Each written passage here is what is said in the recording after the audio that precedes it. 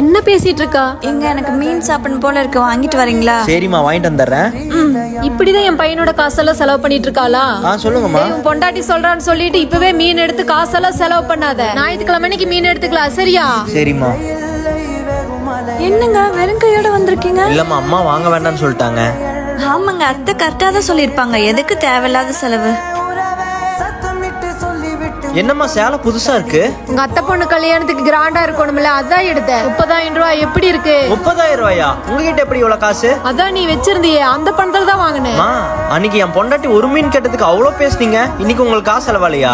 டேய், இப்ப நான் என்ன பண்ணிட்டேன்? நான் ஒன்னும் பொண்டாட்டி மாதிரி இல்லாதவில்லை. அவ ஒண்ணும் உங்கள மாதிரி இல்ல, மத்தவங்க முன்னாடி பொய்யா பணக்காரின் பந்தா காட்டுருக்கு. அவ குணமே வேற.